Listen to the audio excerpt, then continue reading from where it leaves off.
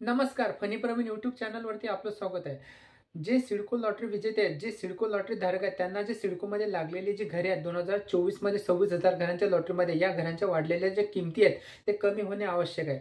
आताच जी कालच्या व्हिडिओमध्ये आपण जी माहिती सांगितली आहे की जे आमदार विक्रांत पाटील सर आहेत त्यांनी अधिवेशनामध्ये सुद्धा ही बाजू मांडलेली आहे की सिडकोच्या ज्या वाढलेल्या ज्या किमती आहेत ते खूप जास्त आहे. त्यांना घरं तर लागलेली आहेत, पण त्यांना जे बँकेपुढे गेल्यानंतर त्यांना जे बँकेकडून लोन जे पास होण्यासाठी खूप मोठा प्रॉब्लेम येत आहे. कारण की त्यांचं इन्कम ईडब्ल्यू साठी 6 लाखाच्या आतमध्ये सांगण्यात आलेलं आहे आणि त्यांचं इन्कम आणि घराच्या किमती ही खूप मोठी तफावत आहे. पण आज जी बातमी आपल्या हाती आलेली आहे त्या बातमीमध्ये असं सांगण्यात आलेलं आहे की आमदार विक्रांत पाटील सर त्यांनी जे सांगण्यात आलेले आहे किंवा जे सिडकोच्या घराच्या किमती आणि तो एरिया याच्यामध्ये खूप मोठी तफावत आहे. तर ही तफावत काय ते आपण आता पुढे पाहणार आहोत. चॅनलवर तुम्ही पहिल्यांदा असाल चॅनलला सबस्क्राईब करा, व्हिडिओला लाईक करा, म्हणजे जसे सिडको लॉटरीची माहिती तुमच्यापर्यंत पोहोचत जाणार. तर चला आपण आता व्हिडिओला सुरुवात करू. बघा साईडला बातमी लावलेली आहे. सिडकोच्या लॉटरी धारकांचा प्रश्न अधिवेशनात मांडणार माननीय आमदार विक्रांत पाटील सर.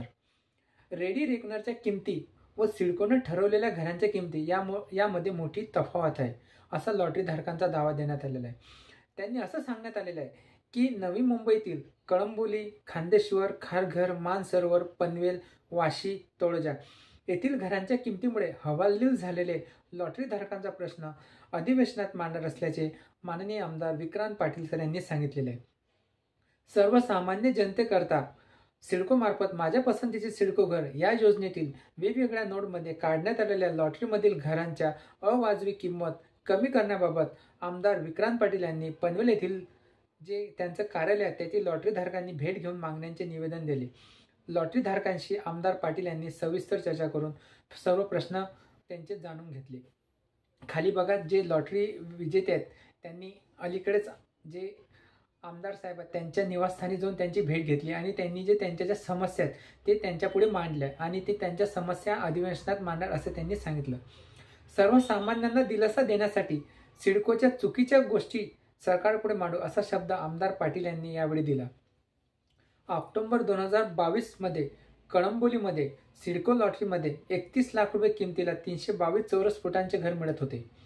त्यात सिडकोच्या घरांच्या किमतीमध्ये 2 वर्षात कळंबोली, मानसरोवर आणि खांदेश्वर जवळपास नोडमध्ये 10 लाख ते 15 लाख रुपये वाढ करून 291.91 चौरस फुटांचे क्षेत्रफळांचे घर देण्यात आले आणि किमती 42 लाख ते 47 लाख रुपये करण्यात आली.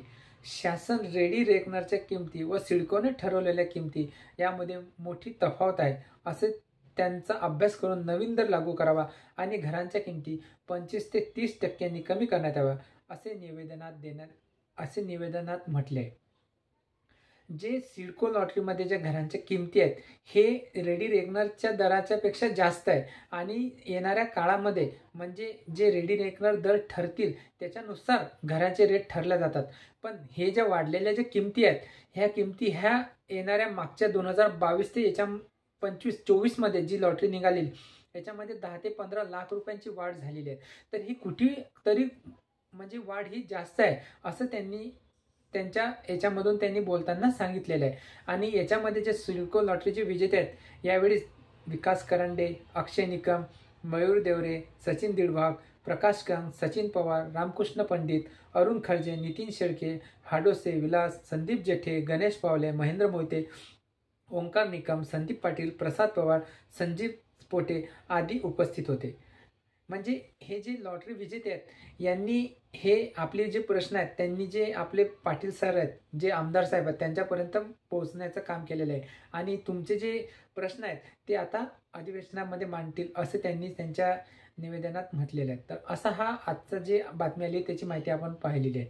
व्हिडिओ आवडला असेल तर व्हिडिओला लाईक करा, चॅनलला सबस्क्राईब करा.